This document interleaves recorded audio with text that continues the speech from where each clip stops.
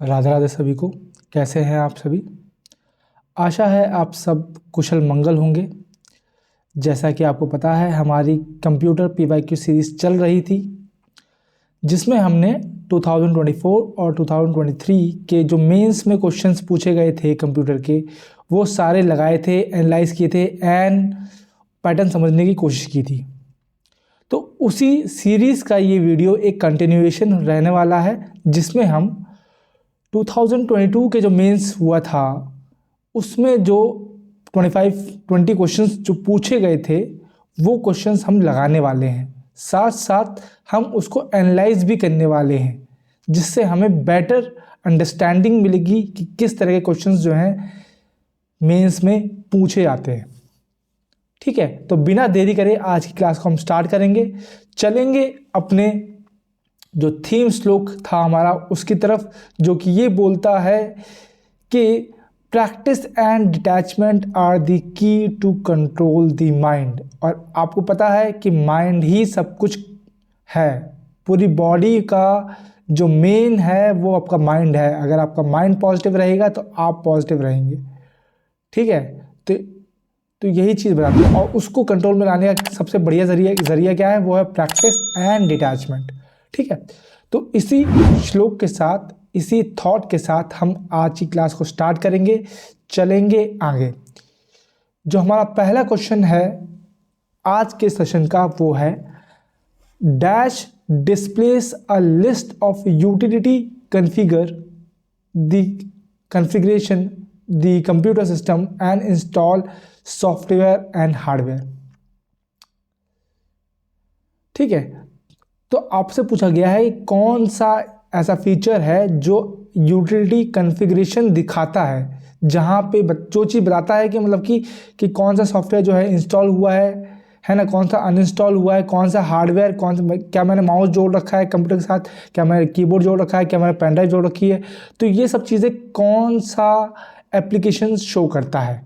क्या वो task bar है, क्या वो हेल्प एंड सपोर्ट है, क्या वो रन है, क्या वो कंट्रोल पैनल है? तो आपको पता है टास्क बार सबसे नीचे होता है डेस्कटॉप के, है ना, और उसमें जो है शॉर्टकट्स आइकन्स वगैरह शो करता है। हेल्प एंड सपोर्ट में आपको मतलब कि आप कहीं फंस गए हैं, आपको कोई चीज़ समझ में नहीं आ रही है, तो उस चीज़ के लिए हेल्प एंड सपोर्ट होता है।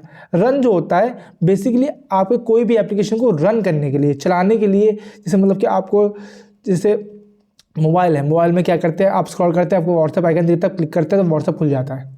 ठीक है, अब मान लो आपके डेस्कटॉप में 100 ऐप्स हैं।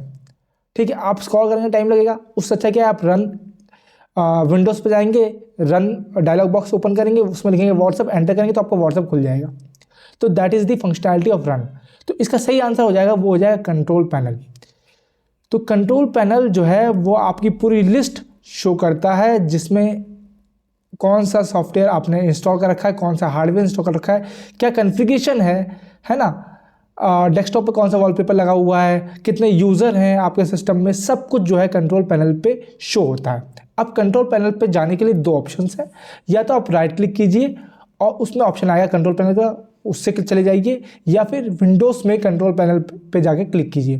जब आप कंट्रोल पैनल को ओपन करते हैं तो कुछ इस प्रकार की विंडो आपको देखने को मिलती है। ठीक है, इसमें देखो सबसे पहला फीचर क्या है, सिस्टम एंड सिक्योरिटी। ठीक है, तो इसी में आपको दिख जाएंगे कि कौन मतलब कि आपके कौन सी विंडो है। ठीक है, उसके क्या फीचर्स हैं, सिस्टम के क्या फीचर्स हैं, सिक्योरिटी, है ना, विंडो अपडेट वगैरह सब कुछ यहीं से देखने को मिल जाएगा आपको। यूज़र अकाउंट्स में आपको दिख जाएगा कि आपके डेस्कटॉप पे कितने यूज़र हैं, कि ठीक है, कितने यूज़र को आपने कंट्रोल दे रखा है। नेटवर्क इंटरनेट पे आपको, जैसे मान लीजिए आपका जो है मॉडेम से कनेक्टेड है, या फिर आपको हॉटस्पॉट वगैरह कनेक्ट करना है, ये सब आप नेटवर्क एंड इंटरनेट से चेक कर सकते हैं। अपीयरेंस एंड पर्सनलाइजेशन में आप जो है विंडोज़ थीम्स, है ना, जो लॉक स्क्रीन है उसकी वॉलपेपर, ये सब आप चेंज कर सकते हैं। स्क्रीन रेजोल्यूशन आप अपना चेंज कर सकते हैं। हार्डवेयर एंड साउंड में ये जो फंक्शन है, ये जो फीचर है, इसमें आप चेक कर सकते हैं कि आपका कौन सा हार्डवेयर जो है वो कनेक्टेड है सिस्टम से, चाहे वो प्रिंटर हो, है ना, या फिर मान लो स्पीकर है। ये सब आप चेक कर सकते हैं कहाँ से, हार्डवेयर एंड साउंड से। ओके, प्रोग्राम में आप चेक कर सकते हैं कि कौन कौन से एप्लीकेशन जो हैं वो आपके इंस्टॉल्ड हैं आपके सिस्टम में, और वहाँ से आप अनइंस्टॉल भी कर सकते हैं। क्लॉक लैंग्वेज एंड रीजन ये भी एक फीचर है, ईज ऑफ एक्सेस ये भी एक फीचर है। तो ये कुछ फीचर्स आपको देखने को मिलते हैं कंट्रोल पैनल में। ये चीज़ आपको याद रखनी है, ये सारे के सारे जो हैं यूटिलिटी कॉन्फ़िगरेशंस इनको कहा जाता है, ठीक है। तो ये चीज़ आपको ध्यान रखनी है। आगे आएंगे, वीडियो ग्राफिक्स एरे जिसको हम VGA भी बोलते हैं। Connectors are those which connect the monitor to a computer video card and has dash holes, या फिर होल्स कह लो, या फिर पोर्ट, या फिर मतलब कि कुछ भी कह लो आप, मतलब कितने पिंस होते हैं ये बेसिकली आपसे पूछ रहा है। उससे पहले VGA होता क्या है, देखो VGA एक तरह का कनेक्टर है, ठीक है। इसमें 3 रोज होती हैं, मैं आपको दिखाऊंगा, भी दिखाऊंगा। और ये जैसे कि मतलब कि वीडियो कार्ड्स, कंप्यूटर मॉनिटर्स हो गया, लैपटॉप कंप्यूटर हो गया, प्रोजेक्टर हो गया, है ना, ये जो HDMI जो टीवी सेट्स होते हैं उन सबको कनेक्ट करने के लिए ये इस्तेमाल होता है, ठीक है। तो ये आप देख सकते हैं, ये VGA कनेक्टर है।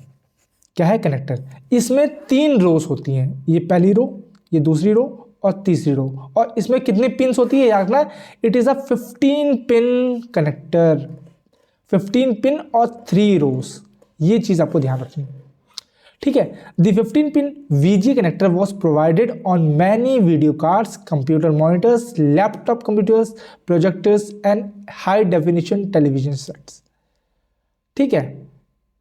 तो ये चीज़ आपको याद रखनी है कहाँ कहाँ यूज होता है। और कितना, क्या क्वेश्चन क्या पूछा था, क्वेश्चन पूछा था कितनी पिन्स होती हैं, तो याद रखना कितने होल्स होते हैं, 15 पिन्स होते हैं, तो 15 इसके होल्स होंगे, ठीक है।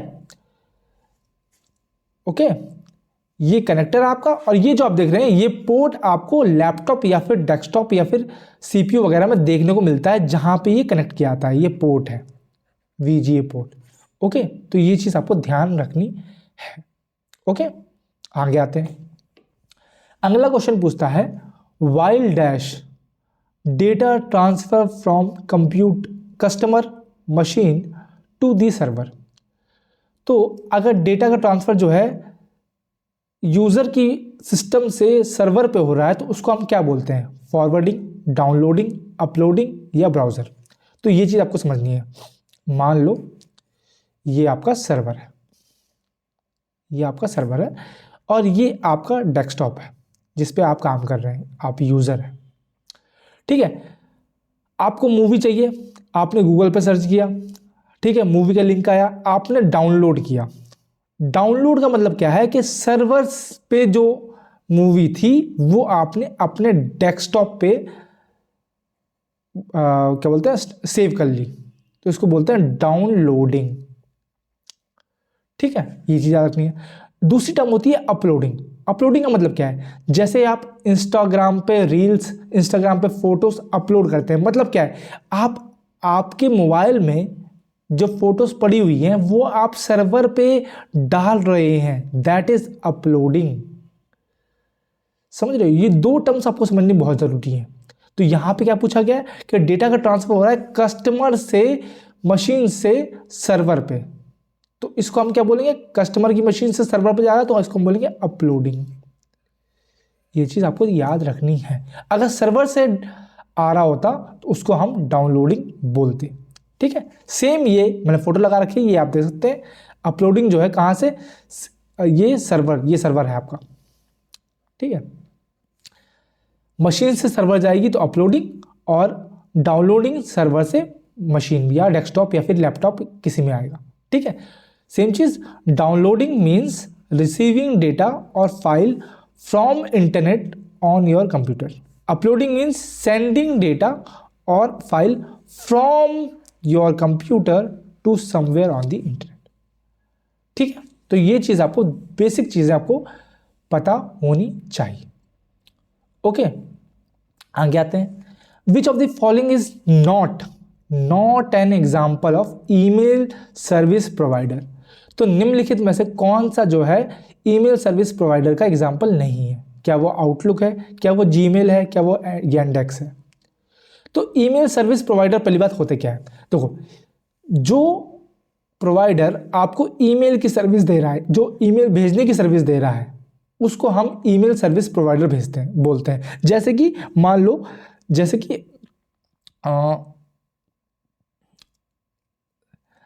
एक होता है आईएसपी, इंटरनेट सर्विस प्रोवाइडर, है ना। आईएसपी हम किसको बोलते हैं, जो हमें इंटरनेट की सुविधा दे रहा होता है, जैसे कि रिलायंस हो गया, है ना।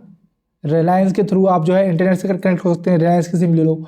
वीआई हो गया, है ना, एयरटेल हो गया, ये सब क्या है, ये आपके इंटरनेट सर्विस प्रोवाइडर है, क्योंकि ये इंटरनेट की सुविधा दे रहे हैं। वैसे ही ईमेल सर्विस प्रोवाइडर वो होते हैं जो आपको ईमेल करने की सुविधा दे रहे होते हैं। तो उनमें से कौन कौन से एग्जाम्पल हो जाएंगे, तो आउटलुक, ये किसका है, ये माइक्रोसॉफ्ट का है। जीमेल, इससे भी आप ईमेल भेज सकते हैं। येंडेक्स से भी आप ईमेल भेज सकते हैं। तो तीनों के तीनों जो है वो ईमेल प्रोवाइडर्स हैं। और थोड़े से मैं अगर आपको एग्जांपल दिखाऊं तो आप देख सकते हैं, ये आपका ईमेल हो गया, है ना, ये आपका येंडेक्स हो गया, ये आपका जोहो हो गया, ये प्रोटोन मेल हो गया, याहू भी एक ईमेल प्रोवाइडर है, mail.com भी एक ईमेल प्रोवाइडर है, जीएमएक्स भी एक ईमेल प्रोवाइडर है। तो ये सब चीज़ें आपको, ये सारे नाम पता होने चाहिए, पूछे जा सकते हैं। ओके, अब विच among the following keyboard shortcut is used to insert a hyperlink for the selected text in Microsoft Word।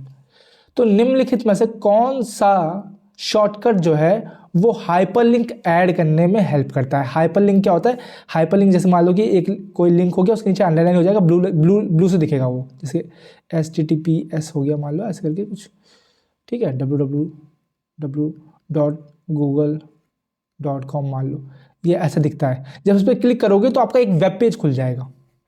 तो इस लिंक को हम बोलते हैं हाइपरलिंक। तो ये आप किस शॉर्टकट की मदद से ऐड कर सकते हैं माइक्रोसॉफ्ट वर्ड में। तो शॉर्टकट याद रखना है, दैट इज कंट्रोल के। बाकी क्या शॉर्टकट है वो सब हमको याद करवा चुका हूँ। एक बार हम जो है कॉमन जो शॉर्टकट है वो रिवाइज करवा लेता हूँ मैं आपको। जैसे कि ऑल्ट वी अगर हम दबाएंगे तो मेन्यू जो है वो खुल जाएगा।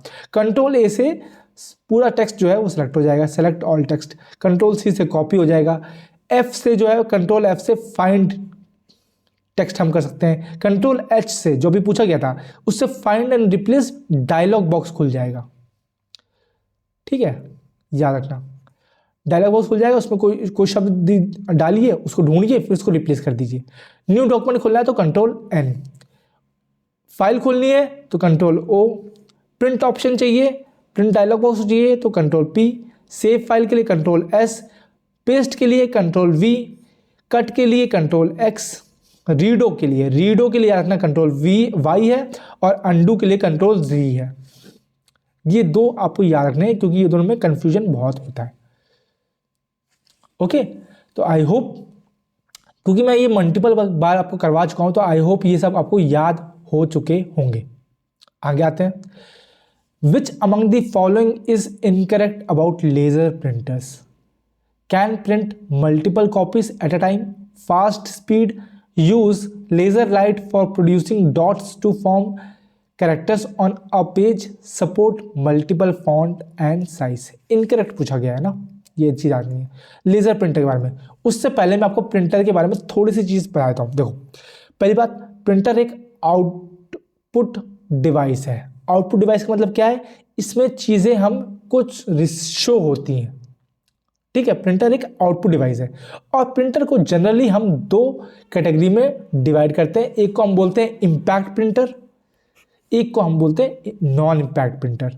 अब इन दोनों कैटेगरी में क्यों डिवाइड किया गया है, क्योंकि हम जो है इम्पैक्ट प्रिंटर में एक जैसे बोलते नहीं है, जैसे आप स्टैंप लगाते हैं, स्टैंप कैसे लगाते हैं आप, वो जो स्टैंप की जो वो होती है सील, उसको पेपर पे प्रिंट करते हैं, मतलब इम्पैक्ट डालते हैं। तो उस तरह की जो वर्किंग होती है उसको हम इम्पैक्ट प्रिंटर्स बोलते हैं। और नॉन इम्पैक्ट जिसमें पेपर और उसका कलर वगैरह का इम्पैक्ट नहीं पड़ता बीच में।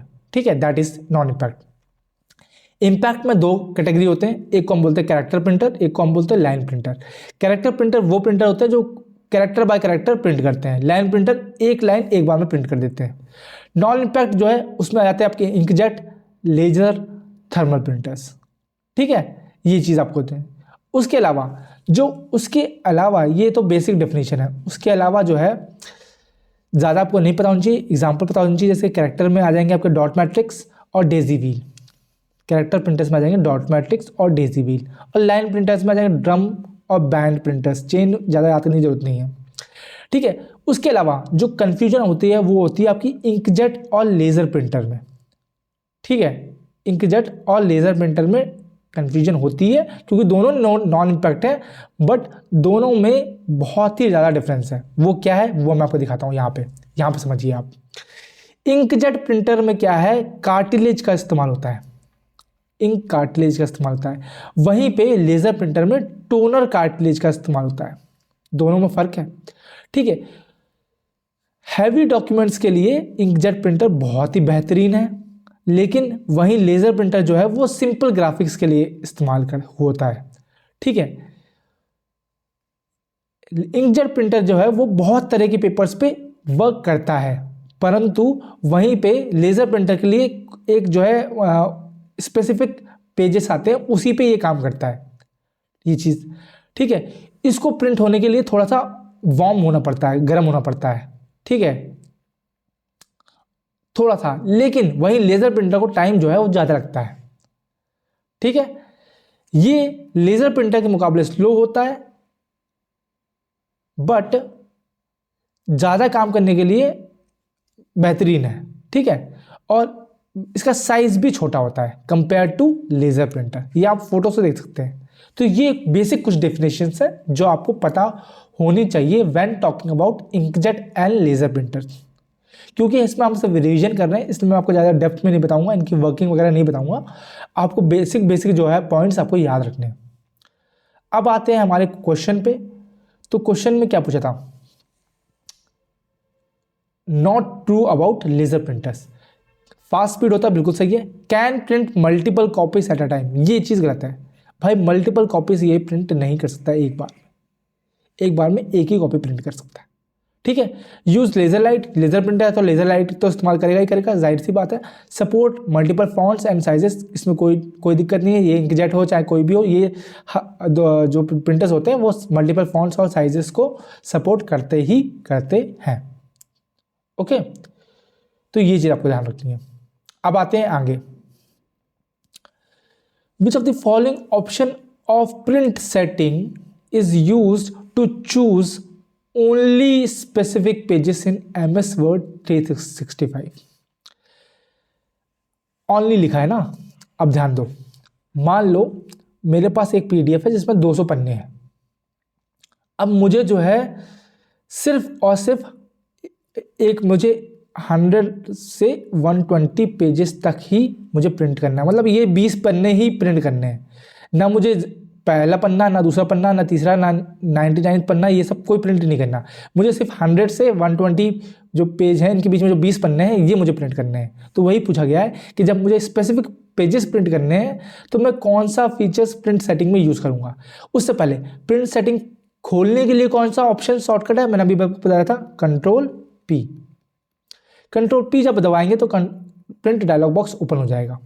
प्रिंट डायलॉग बॉक्स जब ओपन हो जाएगा इस तरह का, ठीक है, उसके बाद जो है आप चूज कर सकते हैं, ये प्रिंट डायलॉग बॉक्स है, Ctrl+P से आपने ओपन कर लिया। ये सारे आप देख सकते हैं, ये सारे ऑप्शन आपको देखने को मिलते हैं। पेज रेंज, कॉपीज, ओरिएंटेशन में पोर्ट्रेट और लैंडस्केप, 2 ऑप्शन मिलते हैं आपको, लैंडस्केप, ठीक है, और पेपर किस तरह से, ये इसमें बहुत सारे ऑप्शन आपको देखने को मिलते हैं। और मोर सेटिंग करेंगे तो फिर आपको ग्रे स्केल वगैरह, ये सब कलर वगैरह, ये सारे ऑप्शन देखने को मिलेंगे।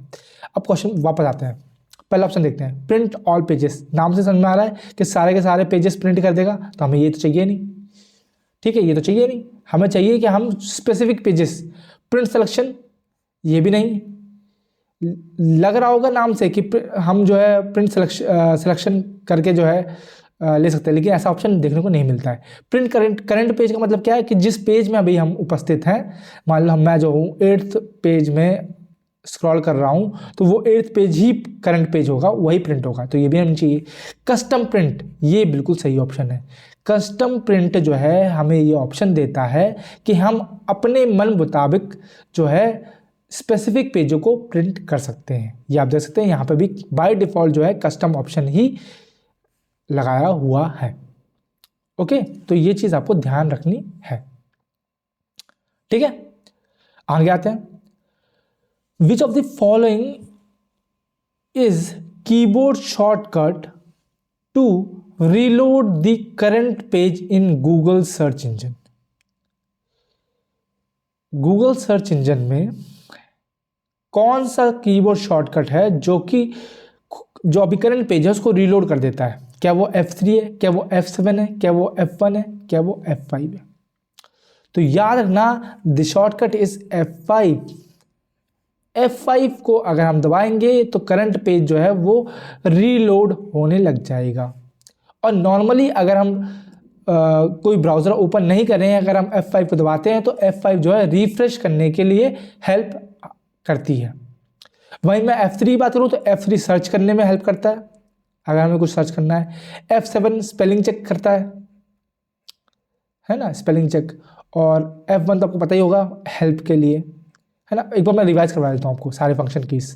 तो देखो, F1 जो है हेल्प के लिए यूज होता है, F2 रीनेम करने के लिए, F3 सर्चिंग के लिए, F4 जो है वो ऑल्ट के साथ यूज होता है। अगर हम ऑल्ट प्लस F4 दबाएंगे तो शट डाउन हो जाएगा सिस्टम। F5 रिफ्रेश करने के लिए और रीलोड करने के लिए करंट वेब पेज को, करंट वेब पेज यहां लिख लीजिए। ठीक है, F6 highlight address bar, F7 checking के लिए, स्पेल चेकिंग के लिए, F8 जो है वो बूट मेन्यू के लिए ओपन होता है जिसमें हमारा बायोस होता है। ठीक है, F9 remove selected items. F10 को अगर हम शिफ्ट के साथ दबाएंगे तो राइट क्लिक का फंक्शन करेगा। F11 से हम फुल स्क्रीन जा सकते हैं। F12 से हम किसी भी फाइल को सेव कर सकते हैं।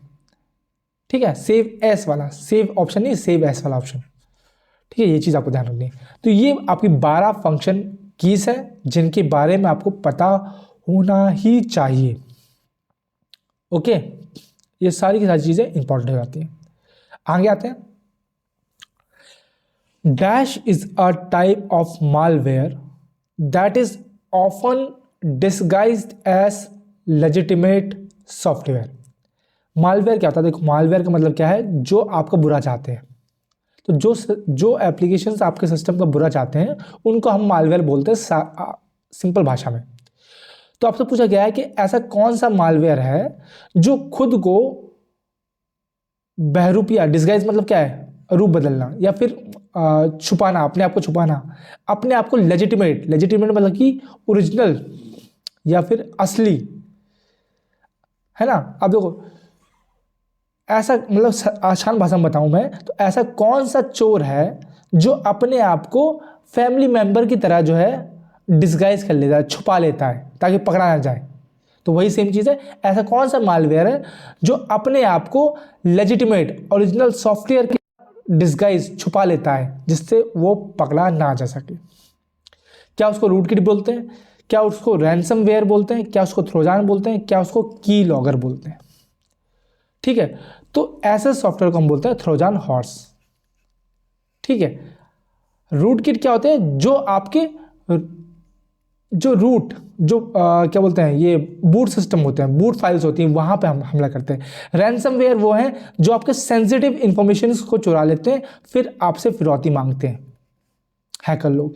की लॉगर्स वो तरह के मालवेयर हैं जो मतलब जैसे आपने कोई बटन दबाया है ना, ये ज़्यादातर जो एटीएम वाली साइट्स होती हैं, बिजनेस साइट्स होती हैं, वहाँ पर छुपे होते हैं। या फिर आपके सिस्टम में गलती से अगर आ गए तो आपकी जैसे आपने कोई बटन, आपको कोई अपने चीज़ खरीदी फ्लिपकार्ट से, वहाँ पे अपना डिटेल्स भरी, है ना, आपने एटीएम का पिन दबाया तो वो आपकी कीबोर्ड की सारी बटन जो हैं वो सेव कर लेते हैं ताकि उनको पता चल जाए कि भाई सेंसिटिव इन्फॉर्मेशन जो है वो आपकी मतलब कि पता कर सकें इस चीज़ के लिए। तो ये मतलब कि बटन को आपको, जो आप कीबोर्ड में जो बटन दबा रहे हैं उन सब पे ध्यान देते हैं, दैट इज़ की लॉगर।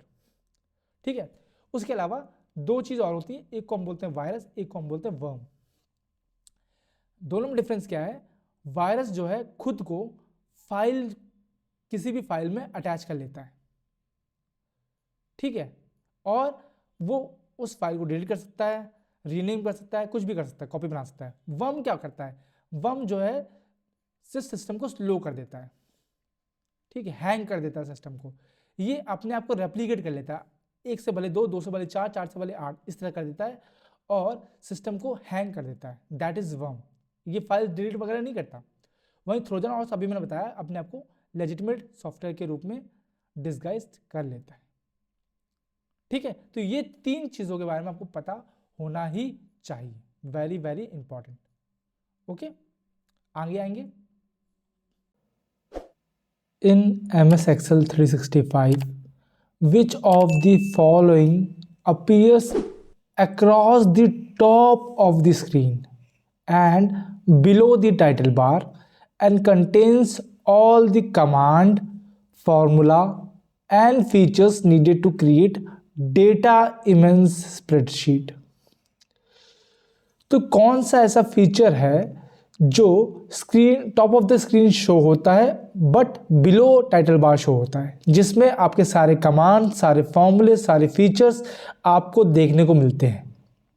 उसको क्या बोलते हैं? रूलर बोलते हैं, स्क्रॉल बार बोलते हैं, रिबन बोलते हैं या स्टेटस बार बोलते हैं। उससे पहले, इस क्वेश्चन का आंसर करने से पहले मैं आपको बेसिक दिखा देता हूँ कि एक जो MS Excel है, स्प्रेडशीट जो है वो कैसे दिखती है। तो कुछ इस प्रकार की दिखती है।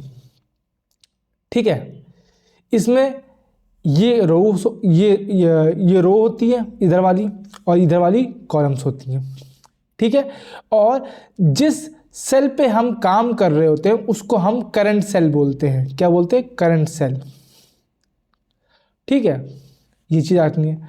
उसके बाद जो नीचे आप देख रहे हैं, ये आपको जो देखने को मिल रहा है, इसको हम बोलते हैं स्टेटस बार। क्या बोलते हैं? Status bar. ठीक है, ये जो होती है ये शीट टैब्स होती हैं। तो आप देख सकते हैं कि अभी जो है फिलहाल में शीट नंबर 1 जो है वो ओपन हो रखी है। इसको हम वर्कशीट बोलते हैं। क्या बोलते हैं? वर्कशीट। ठीक है, और बहुत सारी शीट से मिलकर बनती है बुक, जिसका नाम हमने दे रखा है बुक 1। इसको हम बोलते हैं वर्कबुक। क्या बोलते हैं? वर्कबुक। याद रखना, एक वर्कबुक जो है बहुत सारी वर्कशीट से मिलके बनती है। ठीक है, उसके बाद आते हैं जहां पे आपको फॉर्मूला लिखा हुआ दिख रहा है, इस कॉलम को हम बोलते हैं फॉर्मूला बार। क्या बोलते हैं? Formula bar. ये चीज आपको याद रखनी है। ओके, और आपसे पूछा गया है कि जितने भी फॉर्मूलास हैं, जितने भी क्या बोलते हैं कमांड्स हैं, वो कहाँ शो, किस जगह आपको शो देखने को मिलते हैं? तो वो देखने को मिलते हैं रिबन में। इसको हम बोलते हैं रिबन। ठीक है, तो हम कहाँ देखने को मिलते हैं? हमें रिबन में। याद रहेगा। रूलर्स क्या होते हैं ये मैं आपको आगे बताऊंगा, अभी तो इसकी जरूरत नहीं है। वैसे भी मतलब कि रूलर्स जो वही है, आप जैसे नॉर्मल स्केल जो होती है उसको हम रूलर बोलते हैं। सेम चीज़ यहाँ पे भी होती है। यहाँ पे अभी शो कर दिख नहीं सकती इसमें, लेकिन वो साइज़ वगैरह जो है वो आप ये मैं आपको, अगर ऐसा कोई क्वेश्चन आएगा तो मैं उसमें आपको दिखा दूंगा। ठीक है, आगे आते हैं। Shading option in MS Word 365 is used for. तो शेडिंग ऑप्शन जो है MS Word में क्यों यूज होता है, क्या यूज होता है उसका? ठीक है, और ये आपको कहाँ देखने को मिलता है? पहली बात मैं आपको दिखाता हूँ कि देखने को कहाँ मिलता है। तो होम टैब, जो आपका होम टैब होता है, उसमें आप ये वाला फीचर देखेंगे। ये जो रेड बॉक्स बना रखा है, इसमें आप जब क्लिक करेंगे, ये बॉर्डर एंड शेडिंग का ऑप्शन है। ठीक है, इसमें सबसे लास्ट वाला जो ऑप्शन है बॉर्डर एंड शेडिंग, ये यहाँ पे जाके आप जो है शेडिंग ऑप्शन ले सकते हैं। ठीक है, अभी करता क्या है शेडिंग ऑप्शन? नाम समझ में आ रहा है कि शेड्स देगा, लेकिन कैसे देगा? क्वेश्चन तो वही है ना। ऑप्शन आपको पूछा ही इस तरह का गया है, changing the colour of selected text. तो जो आपने टेक्स्ट सेलेक्ट किया है उसका कलर चेंज हो जाए, तो ये तो होगा नहीं। ये तो आप नॉर्मल कलर से भी कर सकते हैं। Changing the colour behind the selected text, ये इसका करेक्ट ऑप्शन है। शेडिंग का मतलब क्या है कि जैसे मैंने ए लिखा, मान लो ये मैंने ए लिखा है ना, तो इसके पीछे शेडिंग बनती है कि नहीं बनती है ना? इसी को हम शेड बोलते हैं, जिसको जैसे शैडो होती है अपनी, जैसे हम चलते हैं तो हमारे पीछे शेडो बनती कि नहीं बनती, तो वो सेम चीज़ शेडिंग वही है। तो शेडिंग ऑप्शन किस लिए इस्तेमाल होता है, तो ये जो शेड बनती है इसका हम कलर चेंज कर सकें उसके लिए हम शेडिंग ऑप्शन का इस्तेमाल करते हैं। इसको हम ग्रे कर लें, डार्क ग्रे कर लें, समझ रहे हो, वाइट कर लें, ब्लैक कर लें, अकॉर्डिंग टू यू। ओके, तो ये इसका सही ऑप्शन हो जाएगा। आगे आएंगे, Which of the following is correct option in MS Excel 365 if a value in a cell of column A and row 10 is to be referred in a function or a formula। अगर मुझे एक cell जो है column A में और रो 10 में उसको इस्तेमाल करना है किसी फॉर्मूले में, तो मैं उसको किस तरह से नाम रखूँगा। क्या मैं उसको ए कॉलम 10 बुलाऊंगा, A.10 बुलाऊंगा, A10 लिखूंगा या 10A लिखूंगा। ठीक है, तो मैं इसको कैसे लिखूंगा, तो ये आपसे सवाल पूछा गया है किसमें, फंक्शंस और फॉर्मूले में। ये चीज़ आपको याद नहीं है, फंक्शन और फॉर्मूले में। यहाँ पे ये नहीं पूछा गया है कि कैसे लिखा जाएगा, ये पूछा गया है कि फंक्शन और फॉर्मूले में किस प्रकार इस्तेमाल किया जाएगा। तो यहाँ पे ऐसे समझिए। ठीक है, ये तो मैंने बता दिया कि जिस सेल पे हम काम करते हैं उसको हम एक्टिव सेल बोलते हैं या फिर करंट सेल बोलते हैं। ये तो आपको समझ गए होंगे, ये सब चीज़ वर्कशीट क्या है, वर्कबुक क्या है, सब चीज़। अब देखो, ये आपका फॉर्मूला बार है, यहाँ पे आप फॉर्मूला लिखते हैं और याद ना हर फॉर्मूला जो है वो इक्वल टू से स्टार्ट होता है। ये चीज़ अगर मुझे मान लो ये D3 है ना, D कॉलम है और 3 रो है, तो मुझे इस D3 का इस्तेमाल करना है। ठीक है, पहली बात मैं लिखूंगा कैसे, पहले मैं इसको लूंगा D3 लूंगा, मतलब कि पहले कॉलम आएगी फिर रो आएगी। ये चीज़ तो आप क्लियर होगी। लेकिन अगर मुझे सिर्फ फॉर्मूला किसी फॉर्मूला में इस्तेमाल करना है तो मैं उसको लिखूंगा कॉलम का इस्तेमाल करके, A कॉलम 10। याद रहेगा, नॉर्मली हम अगर मुझे नेम लिखना है कॉलम ए और रो 10 का तो मैं लिखूंगा A10, ये नॉर्मल नेम है। लेकिन अगर उसमें मैं फॉर्मूले में इस्तेमाल करूंगा तो मैं इसको इस्तेमाल करूंगा A कॉलम 10 के रूप में। ये चीज़ आपको ध्यान रखनी है, कंफ्यूज नहीं होना है। ओके, आगे आते हैं। The memory unit that communicates directly with the CPU is called dash memory. कौन सी मेमोरी यूनिट जो है वो CPU से डायरेक्टली कम्युनिकेट करती है, ये आपसे क्वेश्चन पूछा गया है। क्या उसे बैकअप बोलते हैं, ऑक्सिलरी बोलते हैं, मेन बोलते हैं या कैशे बोलते हैं। तो बैकअप मेमोरी वो होती है जिसको हम बैकअप के लिए इस्तेमाल करते हैं। ऑक्सिलरी है ना, जो सेकेंडरी मेमोरी है, जो फिर मतलब कि जिसको मतलब कि जैसे पेन ड्राइव होगी है ना, या फिर आपकी हार्ड डिस्क होगी, एक्सटर्नल हार्ड डिस्क होगी, that is auxiliary memory. Main memory या कैशे मेमोरी, तो कौन सी होती है, वो आपकी होती है मेन मेमोरी। ठीक है, ओके, ये चीज आपको ध्यान रखनी है। ठीक है, आपको पता है मेमोरी जो है दो पार्ट में डिवाइडेड है, एक को हम बोलते हैं प्राइमरी, एक को हम बोलते हैं सेकेंडरी। प्राइमरी जो है फर्दर दो पार्ट में, एक को हम बोलते हैं रैम, एक को हम बोलते हैं रोम। रैम का full form random access memory, पता होना चाहिए, लिख देता हूं एक बार फिर से, वैसे मैं आपको बहुत बार करा चुका हूं ये क्वेश्चन। और रोम का मतलब है रीड ओनली मेमोरी।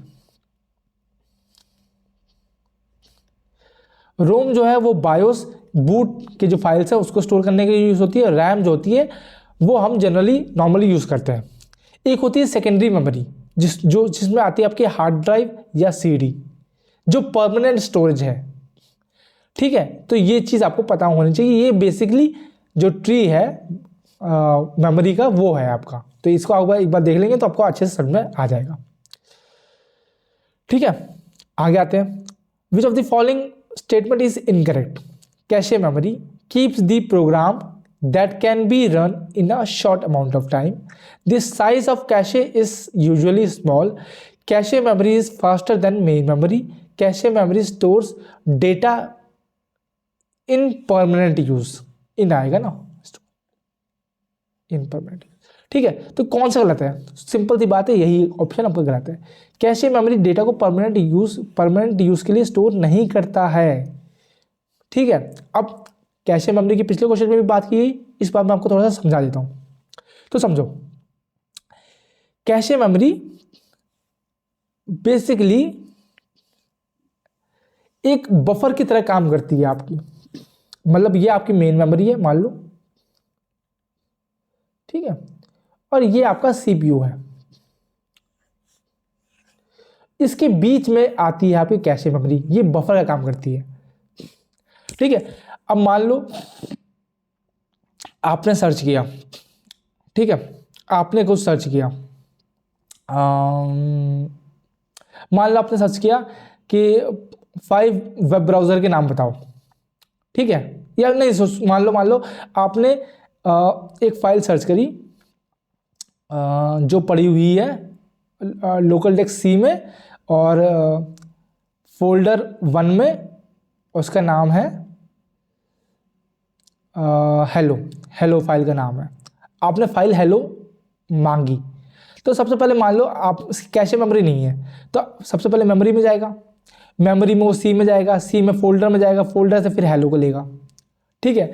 आपने हेलो को देख लिया, काम हो गया आपका, आपने फिर छोड़ दिया, अगली बार फिर हेलो की जरूरत पड़ी तो फिर आप मेन मेमोरी के पास जाओगे, फिर मेन मेमोरी सी के पास जाएगा, फिर फोल्डर के पास जाएगा, फिर हेलो के पास जाएगा, तो मतलब टाइम ज़्यादा लग रहा है कि नहीं लग रहा। तो इसी टाइम को कम करने के लिए कैशे मेमोरी इस्तेमाल होती है। तो जो आप फ्रीक्वेंट चीज़ें सर्च करते हैं वो कैशे मेमोरी में ऑलरेडी स्टोर हो जाती है कुछ टाइम के लिए। तो मान लो हेलो आपने देखा अभी, तो हेलो कैशे मेमोरी में थोड़ी देर स्टोर कर लिया, आपने फिर से हेलो मांगा तो मेन मेमोरी के पास नहीं गया, कैशे ने बोला लो मेरे पास तो ऑलरेडी है, ये लो यहीं से ले लो, तो टाइम बच गया यहाँ पे। तो इस तरह के लिए कैशे मेमोरी यूज़ होती है। पहली चीज़ स्मॉल साइज़ की होती है और हाई स्पीड होती है, सीपीयू और मेन मेमोरी के बीच में होती है ये चीज़, और इसका मेन पर्पस होता है to accelerate your computer while keeping the price of computer low, ठीक है। क्योंकि अगर बार बार आप मेन मेमोरी के पास जाओगे तो मेन मेमोरी का जो है क्षमता जो है कैपेसिटी जो है वो धीरे धीरे स्लो होने लग जाएगी, तो आपको फिर खर्चा करना पड़ेगा। तो उस चीज़ को कम करने के लिए कैशे मेमोरी यूज़ होती है, और साथ साथ ये कंप्यूटर की स्पीड भी बढ़ा देती है। तो ये चीज़ आपको याद रखनी है, और याद रखना कैशे मेमोरी सेकंड फास्टेस्ट होती है, पूरे कंप्यूटर सिस्टम में सेकंड फास्टेस्ट होती है कैशे मेमोरी। तो आप बोलेंगे फर्स्ट कौन सी होती है, तो याद रखना फर्स्ट सबसे फास्टेस्ट होती है वो आपके रजिस्टर्स होते हैं, याद रहेगा। तो रजिस्टर्स के बाद कैशे मेमोरी आती है, फिर तीसरे नंबर पे मेन मेमोरी आती है, तो मेन मेमोरी से तो ये फास्ट होती ही होती है। तो ये सब चीज़ें आपको कैशे मेमोरी के बारे में याद रखनी है। आगे आते हैं, dash cookies track you and expose your privacy. कौन सी कुकीज आपको ट्रैक करती हैं और आपकी प्राइवेसी को एक्सपोज कर देती हैं, थर्ड पार्टी, ज़ॉम्बी, पर्सिस्टेंट या सेशन। उससे पहले कुकीज होती क्या है, ठीक है। अब देखो कुकी क्या है, बेसिकली एक जैसे यहाँ समझिए, जैसे ये कुकी होती है नॉर्मल, अगर मैं बेसिक डेफिनेशन बोलूँ तो ये कुकी होती है, छोटी सी होती है। तो उसी तरह से कंप्यूटर भाषा में, नेटवर्किंग की भाषा में कुकी भी एक स्मॉल पीस ऑफ डेटा होती है जो वेबसाइट पे स्टोर होती है, ठीक है। जैसे मान लो आप फ्लिपकार्ट गए, आपने फलाना फलाना एक इलेक्ट्रॉनिक का कोई मोबाइल जो है सर्च किया, ठीक है, तो वो जो है ऑलरेडी कुकी में जाके स्टोर हो जाएगा, उसकी इंफॉर्मेशन कुकी में जाके ऑलरेडी स्टोर हो जाएगी, है ना। तो जब अगली बार आपको मोबाइल सर्च करना हो, फ्लिपकार्ट में मोबाइल खोलना होगा, तो आप देखेंगे कि एक लिंक जो है वो ब्लू दिखने लग जाता है, मतलब कि उस पर आप ऑलरेडी जा चुके हैं। तो वो क्या है, वो बेसिकली कुकी है, समझ रहे हो, वो मतलब कुकी में वो इन्फॉर्मेशन स्टोर है कि आप यहाँ पे ऑलरेडी जा चुके हो। तो ये क्या है, स्मॉल पीस ऑफ डेटा को स्टोर करती है ताकि आपको समझ आए, मतलब कि ईजी कर देती है, कन्वीनियंट कर देती है आपको सर्च करने में, ठीक है। तो मतलब कि पता चल जाता है कि भैया मैं लास्ट टाइम यहाँ गया था, है ना। कई बार वही पेज खोल देती है कई बार, तो ये इस चीज़ की हेल्प करती है। अब कुकी बहुत तरह की होती है, एक होती है सेशन कुकीज़। सेशन कुकीज़ जो है वो टेम्पररी होती है, जैसे ही आपने मतलब कि मान लो गूगल क्रोम में जो है कुछ सर्च कर रहे हैं, ठीक है, तो आपने गूगल क्रोम ओपन कर रखा है, तो जब तक आपने गूगल क्रोम ओपन कर रखा है तब तक आपका डेटा जो है स्टोर हो रखा है एक जगह पे। जैसे ही आप गूगल क्रोम को बंद करते हैं वैसे ही वो कुकी भी डिलीट हो जाती है। तो ऐसी कुकी को हम बोलते हैं सेशन कुकीज, जो टेम्परली और it get deleted when you close the browser. ठीक है। परसिस्टेंट कुकी क्या होती है? ये कुछ टाइम पीरियड के लिए कुछ टाइम पीरियड के लिए रुकी रहती है आपके डिवाइस पे। ठीक है। मान लो एक दिन का समय है उसके पास, तो अगले दिन आज 8 बजे गए तो अगले दिन 8 बजे वो डिलीट हो जाएगी। फर्स्ट पार्टी कुकी क्या होती है? ये फर्स्ट पार्टी नाम से समझ में आ रहा है, वो कुकी मान लो आप किसी वेबसाइट पर पहली बार जा रहे हैं, ठीक है, तो आपने क्या क्या स्क्रॉल किया, क्या क्या देखा, है ना, ये इंफॉर्मेशन कहाँ स्टोर होगी? ये फर्स्ट पार्टी कुकीज में स्टोर होती है। ये वेबसाइट स्टोर करती है, set by the website you are visiting. Third party cookie नाम से आ रहा है तीसरी पार्टी जुड़ी हुई है, तो मतलब कि कोई एक्सटर्नल सर्विस आप देख रहे हैं, एक्सटर्नल सर्विस आप यूज कर रहे हैं, उसके दौरान जो डेटा आपका स्टोर होता है वो थर्ड पार्टी कुकीज के अंदर स्टोर होता है। ठीक है। और ऐसी कुकी डेंजरस हो जाती है क्योंकि थर्ड पार्टी एप्लीकेशंस का आपको पता है कितना ही नुकसान है। तीसरा बंदा जो है वो आपको ट्रैक कर सकता है, आपकी कौन कौन सी लाइक है, कौन कौन सी डिसलाइक है, उसके अकॉर्डिंग। आपने देखा होगा जैसे आप यूट्यूब खोलते हैं, आप मान लो जो है मोटिवेशन देख रहे हैं, तो मोटिवेशन देखते देखते आपके यूट्यूब पे मोटिवेशनल का ही दिखाता रहेगा, बार बार कुछ ना कुछ मोटिवेशनल ही दिखाता रहेगा। क्यों? क्योंकि आपकी इंफॉर्मेशन कुकी में स्टोर हो रही है ना, और उसका एल्गोरिदम भी उसी तरह काम कर रहा है कि वो आपको वही दिखा रहा है जो आप देख रहे हैं बार बार। तो दैट इज योर कुकी का भी वही सेम यूज है, लगभग थोड़ा सा डिफरेंस होता है ना। तो कौन सी कुकी जो है वो आपको ट्रैक करती है और एक्सपोज करती है? तो that is third party cookie. ठीक है। ये डेंजरस नहीं होती है, जस्ट जैसे कि कैशे मेमोरी है ना, वैसी लगभग सेम तरह का उसका यूज है। शॉर्ट टर्म्स के लिए, टेम्पररी टाइप के लिए आपका डेटा स्टोर कर ले। जैसे आप देखा, आपने कोई फॉर्म भरा होगा, आपने कोई नाम लिखा, जैसे मैंने लिखा मिस्टर चौहान, मैंने नाम लिखा। अब मैं अगली बार जब फॉर्म भरूंगा, है ना, तो जब वो बॉक्स आएगा तो ऑटोमेटिकली उस पर जब कर्सर जाएगा मेरा, तो ऑटोमेटिकली वो मिस्टर चौहान शो करेगा। क्यों शो कर रहा है? क्योंकि वो डेटा आपका कुकी में ऑलरेडी स्टोर हो रखा है, तो उसको पता है कि जब कोई फॉर्म भरना है उसमें फर्स्ट नेम पूछा है तो मिस्टर चौहान डाल देना है वहां पे। ठीक है। तो ये चीज है, that is the benefit of cookie. Okay, तो ये चीज आपको ध्यान रखनी है। आगे आएंगे, which among the following statement is incorrect. इनमें से, निम्नलिखित में से कौन सा स्टेटमेंट जो है इनकरेक्ट है? ठीक है। ट्रोजान self replicate and infect other files. ट्रोजान जो है अपने आप को सेल्फ रेप्लिकेट करता है, अपने आप को दोगुना चौगुना करता है, तो यही चीज़ गलत होगी।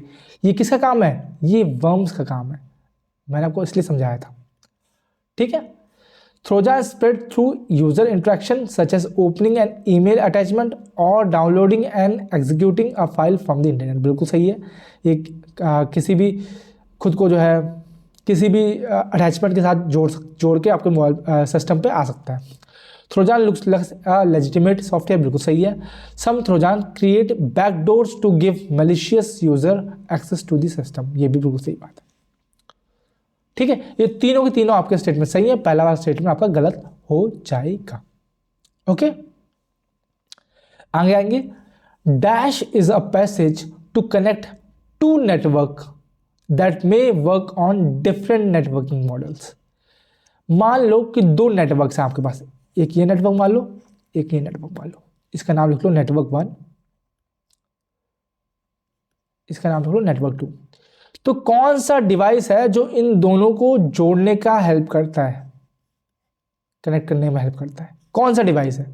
क्या वो हब है, क्या वो स्विच है, क्या वो गेटवे है, क्या वो राउटर है? तो मैंने आपको सारी डेफिनेशन बता रखी है। इसका आंसर क्या हो जाएगा? इसका आंसर हो जाएगा आपका गेटवे। और ये सारे क्या है? ये नेटवर्किंग डिवाइस होते हैं।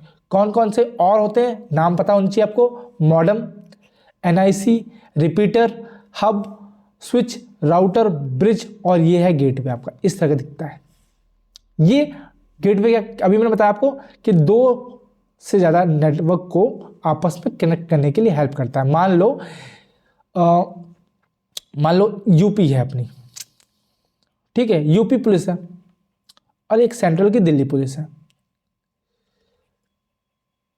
ठीक है। इसका अपना नेटवर्क है, इसका अपना नेटवर्क है। अब यूपी पुलिस को कुछ इन्फॉर्मेशन चाहिए दिल्ली पुलिस से और दिल्ली पुलिस को कुछ इन्फॉर्मेशन चाहिए यूपी पुलिस से, तो ये दोनों के नेटवर्क आपस में कनेक्ट कैसे होंगे? ये होंगे गेटवे की मदद से। किसकी मदद से? गेटवे की मदद से। तो ये चीज आपको याद रखनी है, ये एग्जाम्पल आपको याद रखना है। ओके, आगे आते हैं। Dash is a high speed device used in CPU that is utilized to store data temporarily during processing. तो कौन सा ऐसा हाई स्पीड डिवाइस होता है सीपीयू में जो डेटा को स्टोर करता है टेम्परेरी? क्या वो एएलयू है? क्या वो सीयू है? सीयू को हम बोलते हैं कंट्रोल यूनिट, ठीक है। क्या वो रजिस्टर है? क्या वो ऑक्सिलरी मेमोरी है? तो ऑक्सिलरी मेमोरी अब मैंने बताइए आपको डेटा को परमानेंट यूज करता है, परमानेंट स्टोर करने में हेल्प करता है, तो ये तो होगा नहीं। तो हाई स्पीड की बात कीजिए तो इसका आंसर क्या हो जाएगा? इसका आंसर हो जाएगा रजिस्टर्स। मैंने बताया था सबसे ज़्यादा स्पीड में क्या होते हैं? रजिस्टर्स होते हैं। अब देखो, आपके कंप्यूटर के कुछ कंपोनेंट्स होते हैं जो मैं ऑलरेडी डिस्कस कर चुका हूं, फिर भी बता देता हूं। पहला कंपोनेंट है आपका इनपुट यूनिट, जहां से आप अपने सिस्टम को इंफॉर्मेशन भेजते हैं माउस की मदद से, कीबोर्ड की मदद से, माइक्रोफोन की मदद से। ये आपके इनपुट डिवाइसेस हैं। फिर जो बीच वाला है इसको हम बोलते हैं सीपीयू या फिर प्रोसेसर, ठीक है। और फिर ये दूसरे नंबर का है कंपोनेंट। और तीसरा कंपोनेंट होता है आउटपुट यूनिट, जहां पर डेटा शो होता है मॉनिटर में, प्रिंटर में, स्पीकर में, ठीक है। अब ये प्रोसेसर के फर्दर जो है क्लासिफिकेशन होते हैं, सीपीयू प्रोसेसर बोलो या सीपीयू बोलो, सेंट्रल प्रोसेसिंग यूनिट। ये इसके तीन कंपोनेंट होते हैं। एक को हम बोलते हैं कंट्रोल यूनिट, एक को हम बोलते हैं एएलयू, एक को हम बोलते हैं मेमोरी। कंट्रोल यूनिट क्या करता है? कौन सा इंस्ट्रक्शन पहले जाएगा, कौन सा इंस्ट्रक्शन बाद में जाएगा, किस एप्लीकेशन का काम पहले होगा, किसका काम बाद में होगा, ये सब को है, ये सब कंट्रोल यूनिट कंट्रोल करती है। एएलयू का फुल फॉर्म होता है arithmetic and logic unit, arithmetic and logic unit. ये आपके arithmetic and logic calculation perform करती है। प्लस माइनस करना है, 1+2 करना है, 2×3 करना है ना, और 6/4 2 करना है। ये सब कौन करेगा? ये एएलयू करता है। तो जो अरिथमेटिक एंड लॉजिक ऑपरेशंस होते हैं, जो एंड और ऑपरेशंस होते हैं, ये सारे के सारे कौन करता है? एएलयू करता है। और मेमोरी जो है वो स्टोरेज का काम करता है।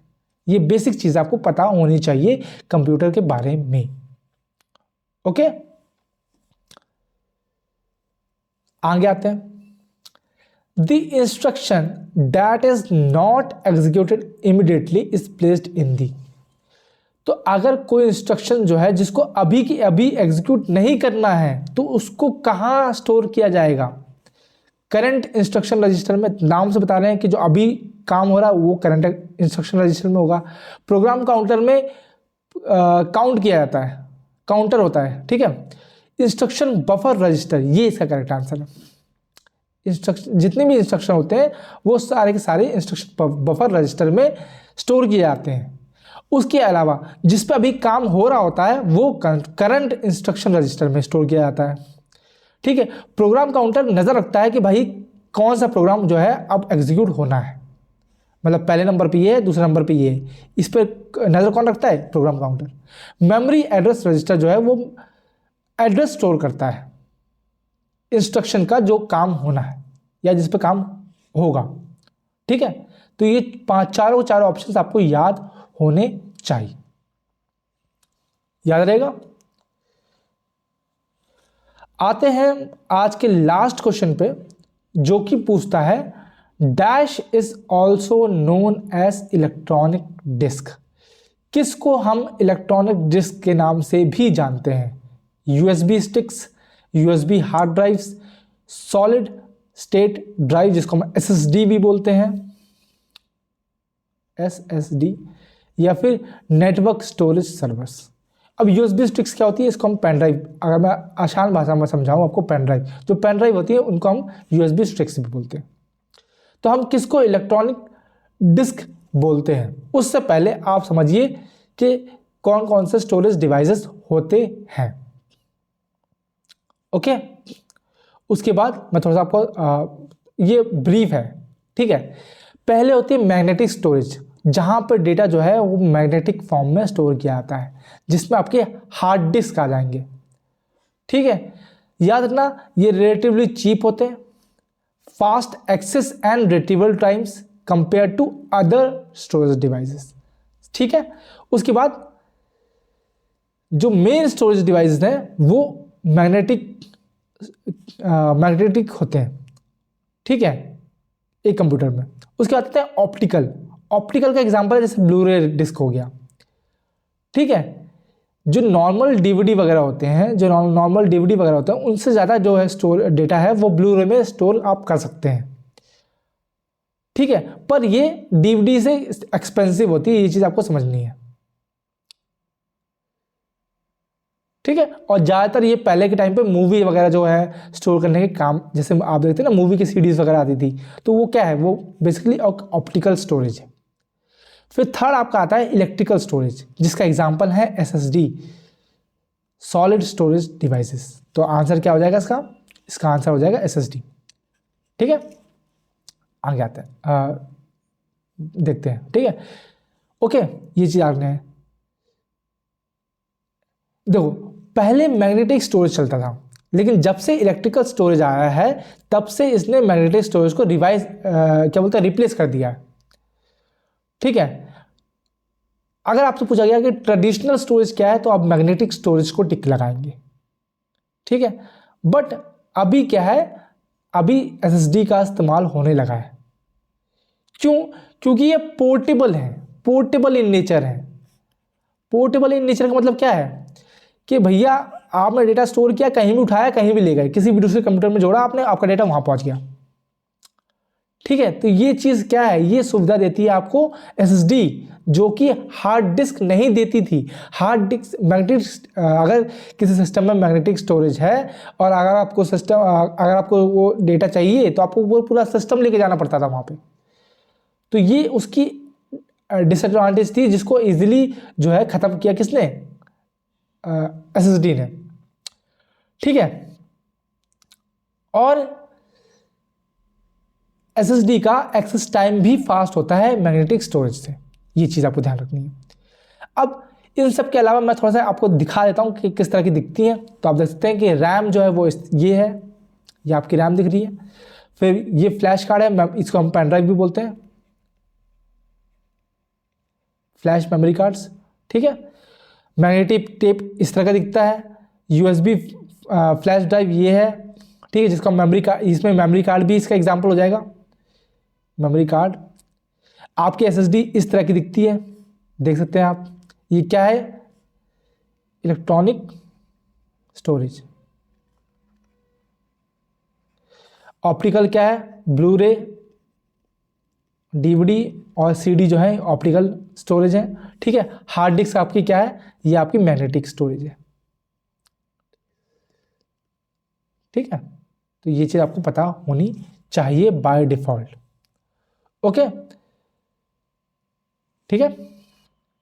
मैंने फोटो इसलिए लगा रखी है ताकि आपको बेटर जो है समझ में आ जाए, ताकि मतलब आपको अच्छे से रिकॉल हो जाए, ठीक है। तो यहीं पर हमारा आज का सेशन समाप्त होता है। आशा है ये सेशन आपके लिए फ्रूटफुल रहा होगा, बहुत कुछ आपने इससे सीखा होगा, क्योंकि हम सिर्फ रिवाइज कर रहे हैं। और आपने देखा है कि स्टार्टिंग में मैंने बहुत ही डेप्थ में समझाया भी है चीज़ों को, ठीक है। और क्योंकि अभी हम बहुत ही इस सेशन में मतलब कि इस